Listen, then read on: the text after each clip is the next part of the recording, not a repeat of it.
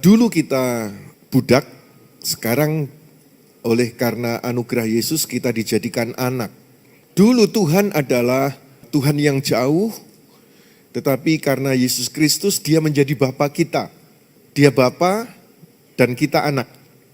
Nah sekarang setelah saudara jadi anak dan dia adalah Tuhan yang adalah Bapa, apakah kemudian jadi anak semuanya levelnya sama, kualitasnya anak sama? Ternyata tidak. Ada anak yang pasif, ada anak yang gak tahu aturan, ada anak yang gak ngerti apa yang harus dilakukan. Padahal dia anak, sudah dapat anugerah, dan dia adalah Bapa. Saudara selamat, saudara diberi anugerah, sehingga semua sudah diselesaikan oleh Tuhan Yesus di kayu salib. Tinggal rest, it is finished, sudah selesai semua. Maka tinggal menikmati anugerah. Menjadi penikmat anugerah, lupa tanggung jawabnya. Padahal Efesus 2 ayat 8-9 memang anugerah. Menjadi anak itu anugerah, selamat itu anugerah. Tapi ayat 10 berkata, sebab kita adalah buatan Elohim yang telah diciptakan dalam Kristus Yesus untuk melakukan perbuatan baik. Yang telah dipersiapkan oleh Elohim sebelumnya agar kita hidup di dalamnya. Ternyata anak ini melakukan perbuatan baik. Perbuatan baik bukan supaya jadi anak, bukan. Tetapi jadi anak, maka dia melakukan perbuatan baik. Bukan perbuatan baik supaya selamat, tetapi karena dia sudah selamat, maka dia melakukan perbuatan baik. Ternyata anak-anak ada 4 level yang dituliskan oleh Tuhan Yesus pada waktu dia memberikan gambaran tentang anak yang terhilang. Mungkin saudara sudah mendengar cerita ini dari sekolah minggu dulu sampai seumur ini, dan saya yakinkan, saya pastikan saudara belum pernah mendengar inti-inti yang saya akan sampaikan kepada saudara, walaupun ceritanya sama. Karena firman Tuhan selalu baru. 4 level dari seorang yang sudah jadi anak. Yang pertama, yaitu anak yang cuma tahu ngomong give me, give me, give me, give me. Mentalitasnya itu mentalitas beri aku, beri aku, beri aku. Ada anak yang model semacam itu, anak yang egois.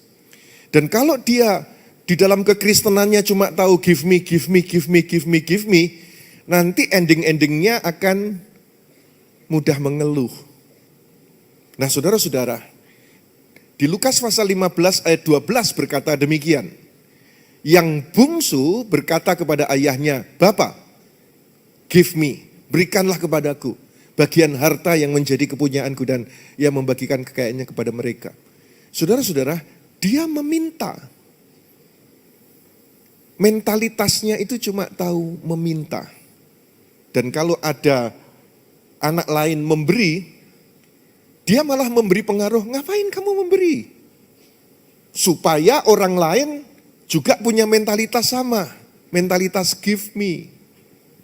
Nah kalau ini terjadi di dalam sebuah gereja, maka gereja itu akan menjadi gereja yang mati, gereja yang pasif, gereja yang padam. Begitu juga kalau terjadi di dalam sebuah family, keluarga. Suami cuma tahu give me, give me, give me. Istri cuma tahu give me, give me, give me.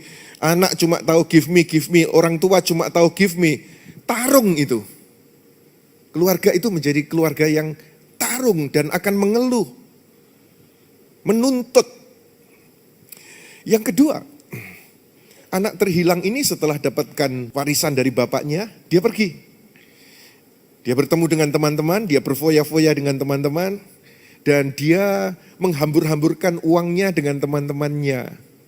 Asal dia dapatkan penghargaan darimu. Bukan mentalitas give me, tetapi use me. Pakai aku dalam artian negatif, pakai aku.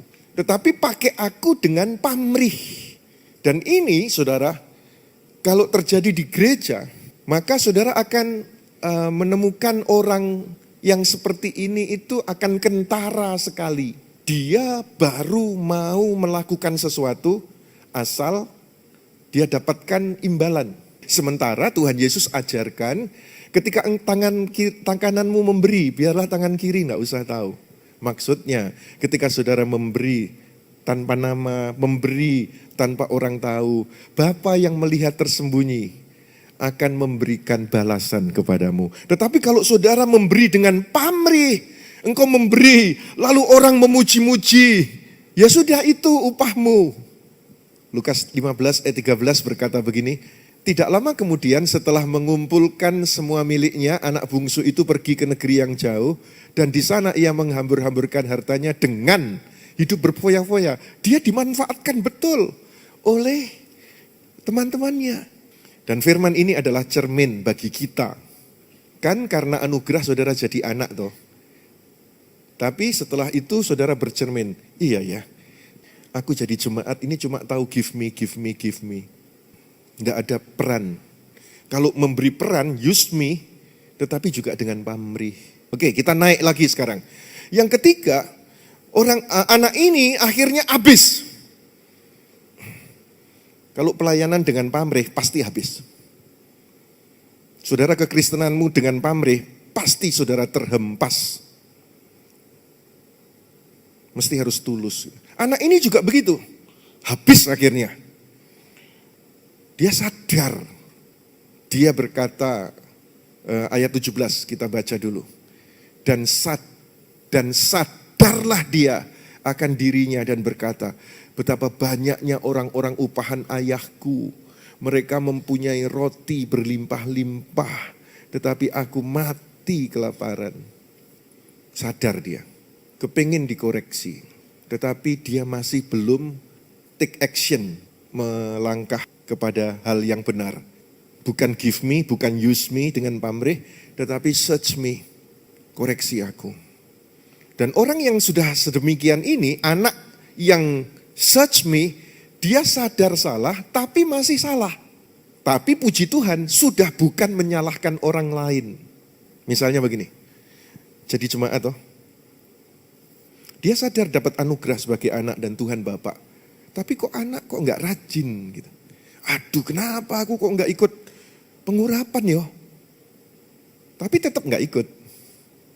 Tapi conscience-nya, hati nuraninya sudah menegur dia. Harus rajin ibadah, harus turut pelayanan, harus ikut menabur. Tapi sadar, tapi tidak melangkah. Akhirnya setelah dia sadar, iya ya, salah aku yang salah. Kemudian dia take action, membuat tindakan, ketemu sama bapaknya, lalu dia berkata, di ayat yang ke-19, Lukas 15 ayat 19, dia berkata begini, aku tidak layak lagi disebut anakmu, make me, kalau dalam teks Inggris, jadikanlah aku sebagai salah seorang upahanmu. Banyak orang yang menyorot ayat 19 dari sisi negatif. Nah, peristiwa ayat 19 ini saya lihat dari kacamata positif. Anak ini sudah pada level make me, jadikan aku seorang pelayan. Dia mau melayani, dia mau punya hati servant, seorang hamba. Dia sadar statusnya dia adalah anak, identitasnya anak, tapi hatinya hati melayani. Dan itu bagus sekali saudara. Status saudara anak, hati saudara melayani, kata kunci keberhasilanmu bersama dia. Dulu kita bukan anak, karena anugerah kita dijadikan anak dan selamat. Ada berbagai macam anak.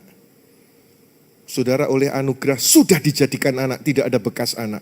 Status saudara anak, hati saudara melayani, semua melayani, baik di dalam komunitas gereja atau keluarga atau di dalam masyarakat. Kata kunci keberhasilannya adalah disertai Tuhan.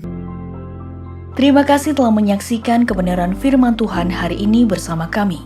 Saudara dapat mendukung pelayanan Pastor Yusak Hadisiswantoro Ministry melalui nomor rekening berikut ini. Tuhan Yesus memberkati. hiasi kehidupanku dengan kemurahan-Mu. Kau rancangkan masa depanku penuh dengan harapan. Aku ada saat ini, semuanya karena kasih-Mu. Aku hidup hari ini, semua berkat kemurahan-Mu.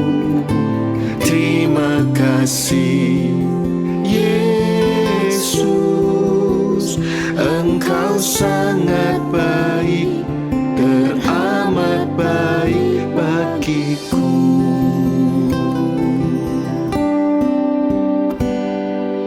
Kau hiasi kehidupanku dengan kemurahan-Mu. Kau rancangkan masa depanku penuh dengan harapan. Aku ada saat ini, semuanya karena kasih-Mu. Aku hidup hari ini, semua berkat kemurahan-Mu. Terima kasih Yesus, Engkau sangat baik, teramat baik. Aku ada saat ini, semuanya karena kasih-Mu. Aku hidup hari ini, semua berkat kemurahan-Mu. Terima kasih Yesus, Engkau sangat baik, teramat baik bagiku.